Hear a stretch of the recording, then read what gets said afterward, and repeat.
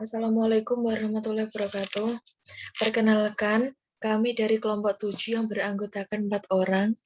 Yang pertama saya sendiri, Astrinika Anggun Tias Putri. Yang kedua, Amelia Fadilah.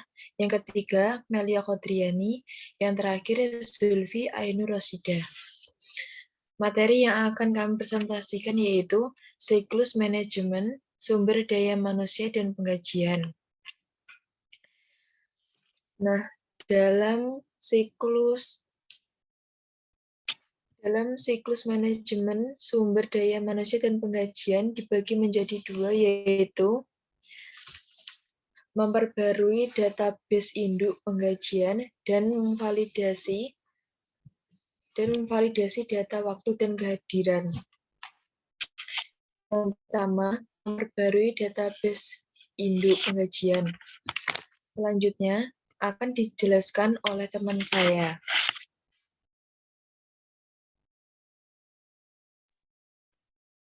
Saya akan melanjutkan presentasi dari Anggun. Memperbarui database induk pengajian adalah aktivitas pertama dalam siklus MSDM atau penggajian melibatkan pembaruan database induk penggajian yang merefleksikan berbagai jenis perubahan yang diajukan secara internal, yaitu perekrutan baru, pemberhentian, perubahan dalam tingkat bayaran, atau perubahan dalam gaji tertahan yang ditetapkan.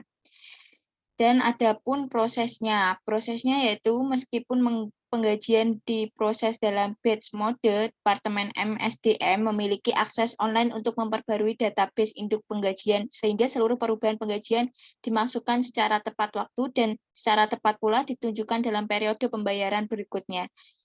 Berikut ada penjelasan saya yang akan diteruskan oleh teman saya.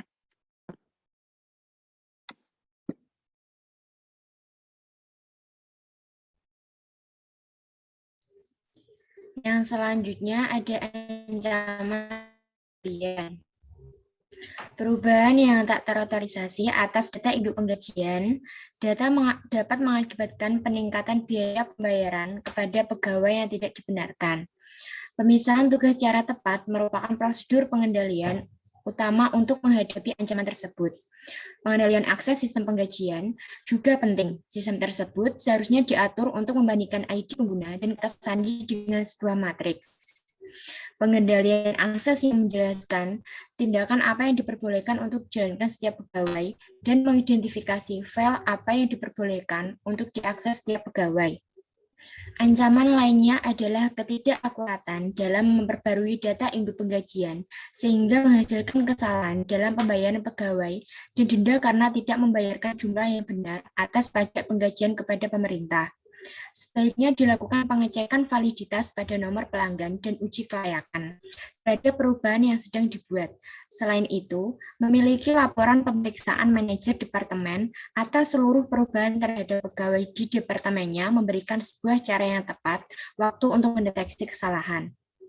Next.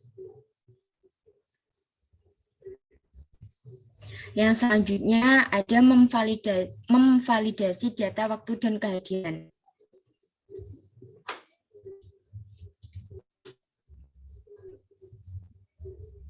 Yang dilanjutkan oleh teman saya.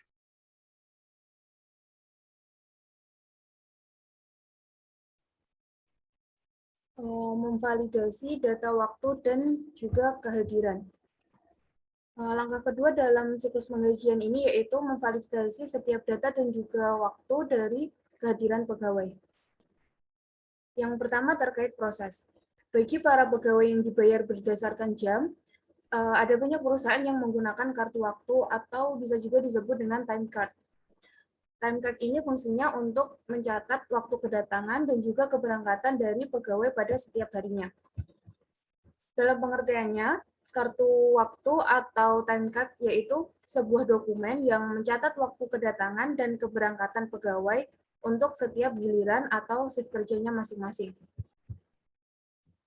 Perusahaan manufaktur juga menggunakan kartu jam kerja untuk mencatat data secara mendetail mengenai bagaimana para pegawai ini menggunakan waktu mereka terkait dengan pekerjaan apa saja yang mereka lakukan dalam shift mereka.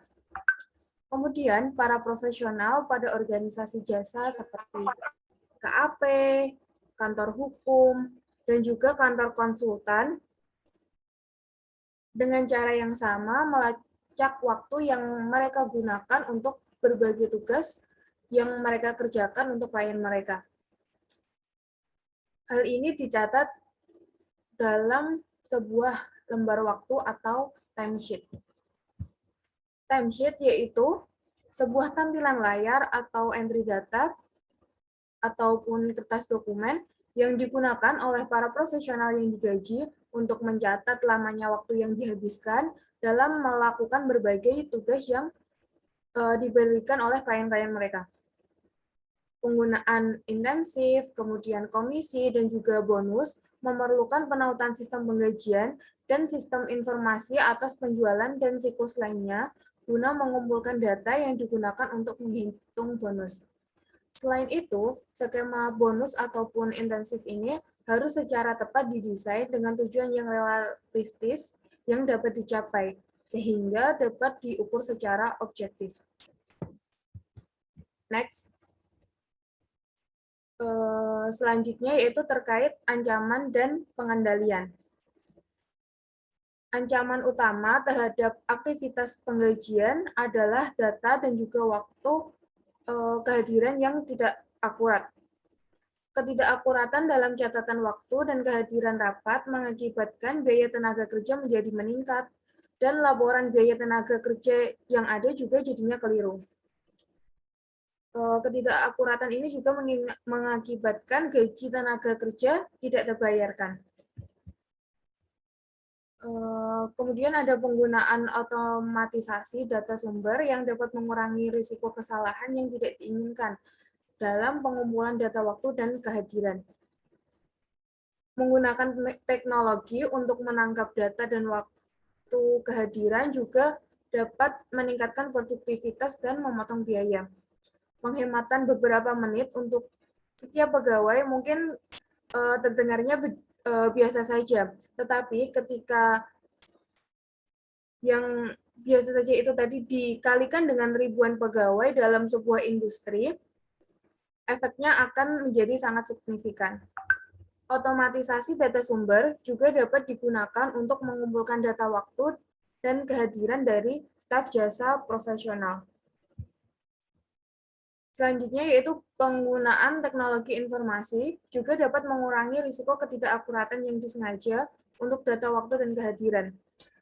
Contohnya, pada beberapa perusahaan manufaktur saat ini menggunakan teknik autentifikasi biometri, yang tujuannya yaitu untuk mencegah pegawai meninggalkan pekerjaan mereka lebih cepat, juga mencegah adanya rekan kerja yang salah mencatat bahwa orang tersebut berada di tempat kerja. Data kartu waktu yang digunakan untuk menghitung penggajian ini harus direkonsiliasi terhadap data-data kartu jam kerja yang digunakan untuk tujuan penentuan biaya dan manajerial, yang semuanya dilakukan oleh seseorang yang tidak terlibat dalam pembuatan data tersebut, sehingga dapat meminimalkan risiko kecurangan dan lain-lainnya. Demikian dapat penjelasan dari saya kembalikan kepada moderator. Terima kasih atas perhatiannya, kurang lebihnya mohon maaf. Demikian akhir presentasi dari kelompok kami, semoga bermanfaat untuk kita semua. Wassalamualaikum warahmatullahi wabarakatuh.